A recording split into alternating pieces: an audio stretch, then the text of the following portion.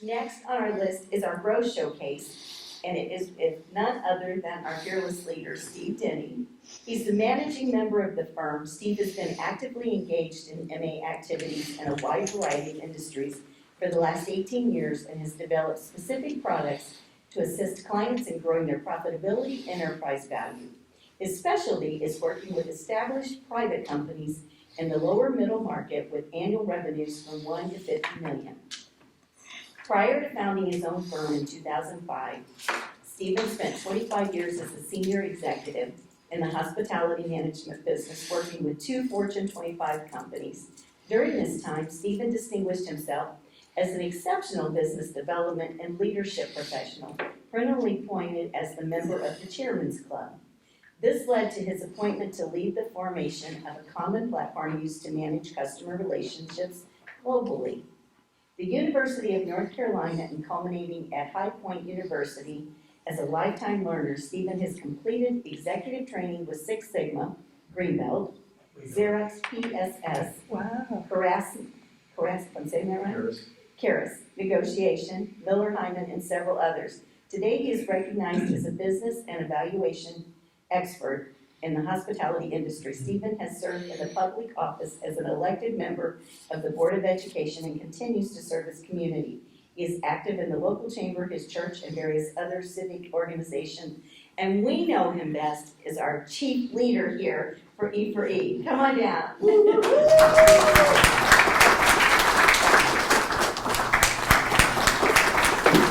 Thank you all. It's such an honor to come play with you guys every month. These are among my favorite meetings all month long. So, today we're going to talk about growth, right? Every month we come together and we talk about how do we run our businesses better, how do we grow our businesses faster, how do we live more fulfilling lives. And I was honored to be able to asked to present on this, and let me talk to you about the surest path to growth, right? So, as business owners, room full of business owners here, we know that there are really 3 traditional strategies to grow our business, right? Anybody name one? Sales. Sales. How do we grow sales? By activities. Yeah. A little wider. Business development. Business development. Well, we get more customers, right? Right. Watch out. We get more customers, right? Okay. What about raising prices? Exactly. Another way is raise prices. Sell the same customers the same product at a different price, right? Yeah. What's the third traditional way? Acquisition. Nope. I'm talking about traditional way. Oh, Okay. Promotion and marketing? Well, that's part of it. Okay. What does promotion and marketing help us do? Get the word out. drive interest. Yeah. How about sell more to the same customers, right? Oh. Okay, so think about business. We're here, business is here to serve customers, okay? So how can we raise sales in our business and grow? Traditionally, we can go out and get more customers. We can sell more to the same customers, or we can raise prices. Sell the same amount to the same customers at a higher price, right? Those are the traditional methodologies. We talked about last year, there is what I'll call a non-traditional approach, something that has become more in vogue in probably the last 20 years. And I would invite you all to go back to the E4e YouTube channel, and you will find this presentation called Buy or Build, right? Which serves your company better. So the non-traditional approach to growth today is go buy another company like yours. Put those two together. And then revert back to a traditional approach. Now you've got a much larger collection of customers. Potentially you can sell multiple products to each of those customers and so forth. So, John here is a product of that, right? Recently went through a merger and company put together 2 companies in the same industry. Now they've got a much bigger company with a much wider frame of services that are available to their customers, ideally to serve more customers with a lot of stuff, right? So this is foundational. Everybody agree? Yes. All right, we're all on the same page. Yeah. All right. As I shared with you guys earlier, I love learning at the feet of masters. As Karen pointed out, I consider myself a lifetime learner. I think that's one of my superpowers. I try and continue to learn and grow. And I'm learning more from Cynthia every day about how to include more happiness and gratitude into that. Thank you, Bill, for bringing that to us. So I want to share a universal truth with you from a gentleman that has built multiple billion-dollar companies over the course of his life. One of the giants of commerce in the history of the world. And he's got a very well-developed process for taking an idea, turning that idea into a business in terms of how do I serve a customer better, and then growing that to unbelievable levels of achievement. And it all starts from this. Ready? Fish where the fish are. Charlie Munger, right? Almost 100 years old now. Built several companies. He said the most important thing is when you're thinking about growing, you got to go to where the customers are. Okay? So this is fascinating, particularly as it relates to small business. And here at e4e, we are here to serve small business. That's our purpose. People that are starting up, people that are getting to their first $1 million in revenue and beyond. And it's fascinating to me working with these businesses every single day that there's a significant change that's happening. And for the first time, small business may not be leading that change. So let me see if I can share this with you.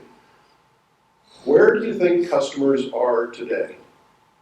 Where are the fish that Charlie talks about? Exactly. Exactly. Do you realize that customers are online more and more every single day? Does anybody like Starbucks? Anybody follow the performance of that company? They just announced earnings, and there was one very interesting piece of information in their release. What percentage of customers actually go into the store today and go to the counter and place an order?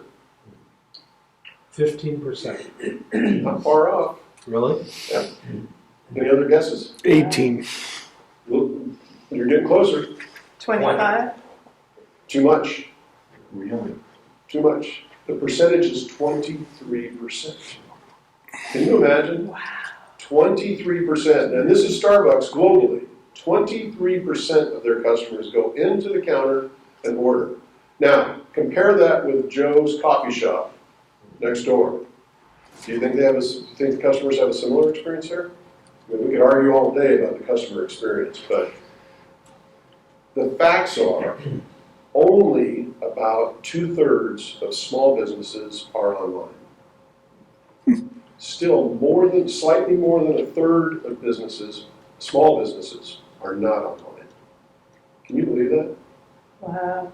What percentage of your customers do you think, according to the most recent research, will actually go and learn about your product or service and potentially your company before reaching out to you? 83.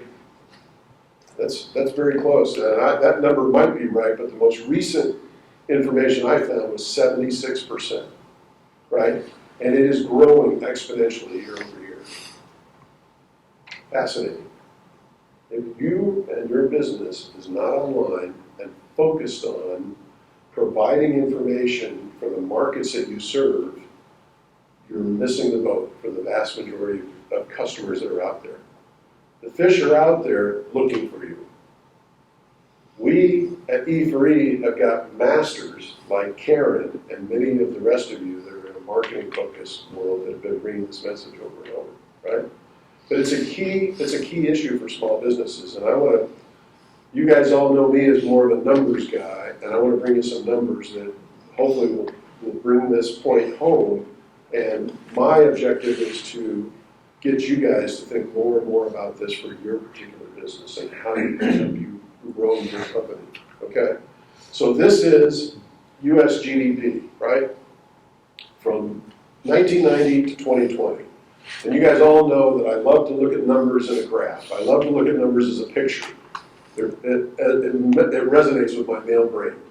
Right? It just really works. So the nice thing you can see you can see economic dips, you can see the pandemic, etc. Here's what's fascinating. We all know that small business is 99.9% of all businesses in America are small businesses, i.e. companies of less than $50 million. Okay? About 0.1% are the big companies in terms of the revenues. We also know that small businesses are the employment engine of America. And interestingly, small business traditionally has been about 50% of GDP, right? And this is not a fully accurate, but what began to happen in 2008 is the small business percentage of US GDP began to fall. And I'm going to hypothesize, I'm going to give you what I think is a good reason for that. I'll get you there in a second. But we are now at the point that as of 2022, the small business percentage of GDP was in the low 40s and continues to fall year over year.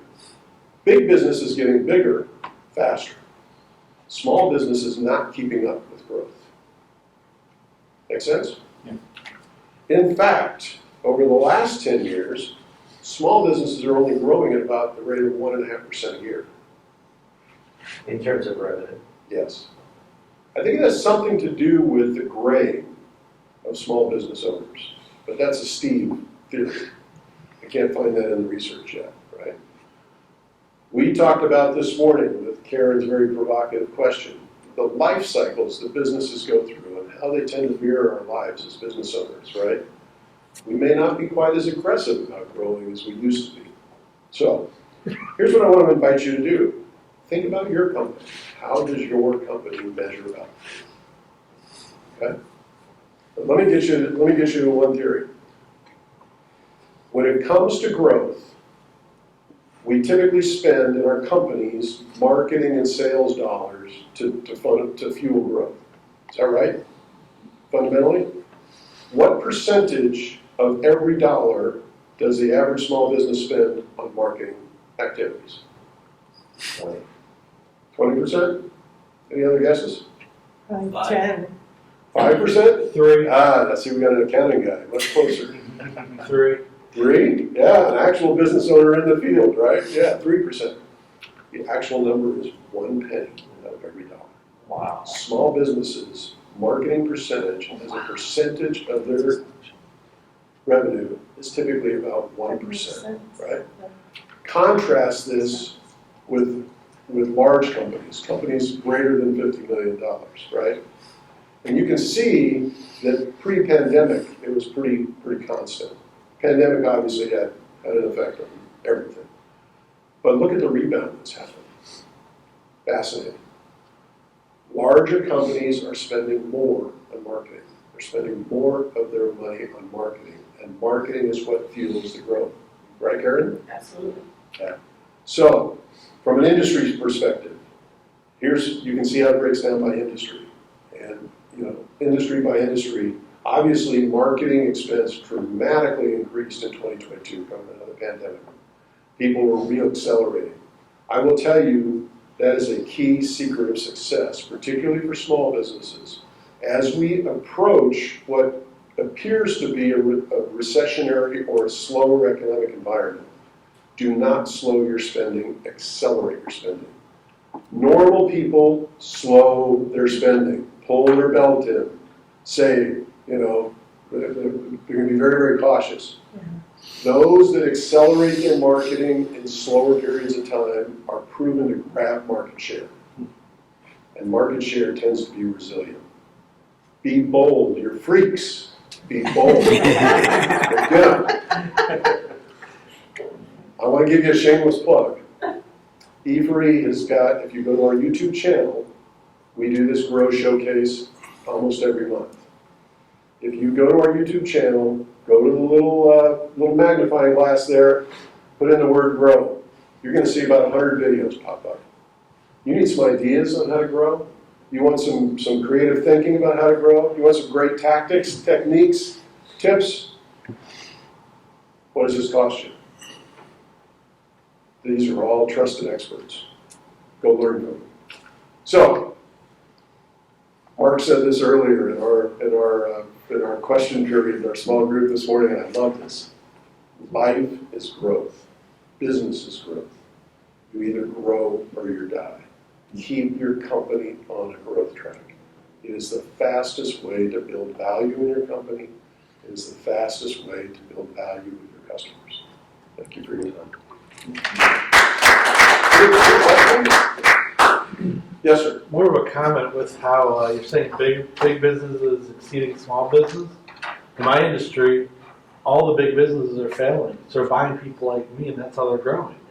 And the largest person in my industry in St. Louis is now a local location of Office Depot because they can't grow because you walk in an Office Depot or an Office Max, you've got $1 million of inventory, you got 7 employees and 2 customers. How can you make money that way? You can't. Yeah. My cost to do business is a couple thousand square feet, and my people, we run around and take care of things better than they do. So they buy people like us. So really, our previous competitor is now just a local location of Office Depot with shareholders and no customers. I wonder if that data is a direct reflection of what Mark is talking about. That those small businesses haven't gone away, that they've been gobbled up by larger businesses that serve. So right now, all of his numbers are falling into the big business number. Just one. Yeah, I mean, there's over $50 million that switched in one transaction. Bill.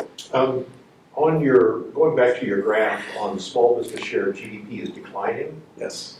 And growth is slowing. And then before that, to the graph, and only 23% of the customers go into the counter. Okay, so I The want Starbucks example. Yeah. What? The Starbucks The example. Starbucks example. You're right. That's right. So my question is there a difference if we look at those two and break them down to products versus services? And here's where I'm coming from on this, is that the explosion in online product retailing is amazing in furniture and interior decor. And what's that place where you can go buy all kinds of interior decor? IKEA. Huh? IKEA? Wayfair? Wayfair. Yeah, Wayfair, okay. So there's a model there, Wayfair, okay? So how many small businesses of the same kind of products do you think Wayfair put out of business? Because individual customers for those small businesses now can go to Wayfair and get sent. And the other example is the Amazon businesses. And I know of just a tiny micro unit about this because my firm does a lot of work with Amazon businesses and FBA Amazon businesses. And there are all kinds of consumer products and that sort of thing. And yet the customer never sees a store, never sees anything like that, and they buy the product and it comes in an Amazon box. Okay? And maybe you buy the same product tomorrow, it might come in an Amazon box, but it might be from a different vendor. But the customer is none the wiser. And so I wonder if there's any further breakdown of that graph, or maybe a reason for for small business being a smaller share of growth, and that big business is taking the growth is because of online activity. Yes. So the point, And if it's different for services. yeah, Okay. I think the point of this for small business is that by and large, if you look at the aggregate statistics, small businesses not embracing technology to the rate that larger businesses are, and putting that into motion, right? I can tell you, looking at small businesses over the last 18 years, the amount of money that they spend on sales and marketing is significantly lower than big businesses. We have an intern that's working with us this year, and this is a finance major at SLU. And these are bright kids. I mean, they're really bright kids. And one of the things that we did, Bill, is I had them go analyze Apple, right? We do, as I've shared with you guys, we do an income trend, right? So we look at the numbers over time. And I said, go tell me what you find, because this intern has been spent the first month basically doing business analysis, doing business valuations, and doing spreads on business numbers. And as I've shared with you guys before, most small businesses are like a sawtooth. You look at their numbers, and the numbers are the numbers of the language of the business. It's how the business is speaking, right? You see erratic activity regularly. That is the normal case. We had him go pull Apple, and he was astounded. The gross margin on Apple over the last 4 years has changed by less than 1%. Wow. Astounding. When you look at their expense categories over a 4-year period of time, we laid them out quarter by quarter by quarter, very little variation. Most of them stay relatively constant. How does it become a $1 trillion company? Because when you see that level of performance, you say, I can put my money there because these guys are great stewards of that money, right? Yeah. I can count on them to deliver, right? They're onto something. They're onto something. So the point of this is, look, from a small business, in many regards, you can model yourself against big business. We all know that the small business advantage is speed and agility that Mark has pointed out to us. He can dominate his market. But we also know that Mark Breimer is unusual. He's a freak. Yeah. And he's a big freak. Hey, Mark. And Mark dominates his marketplace. Not all of his competitors do, right? So be a freak. Get out there and make the big change. So go back one slide, would you please? Yes, sir. If you're such a freak, why do you wear the same damn shirt every time you show He's a memorable freak. No, I can answer that. People might not remember me, they remember this shirt, come talk to me, that's how I get referrals. I was kidding, Mark. That's what any jokes are. His branding world. Yes, So the only thing I was wondering is there a comparison of, we talked about 1% of every dollar goes to marketing for small business. Do you know what the average is? on for, average. Yeah, and do you know what the average is for big business? Yeah. Like I don't know, so I was wondering. Yes. I can show it to you by industry, right here. So by major industry, here's how it shakes out, right? Business. On average, last year, what is it, 6.5% in 2022? Is that what the numbers say? Oh, I'm sorry, 9.5% in 2022, right? Normal years, 6.5. But yeah, big differences.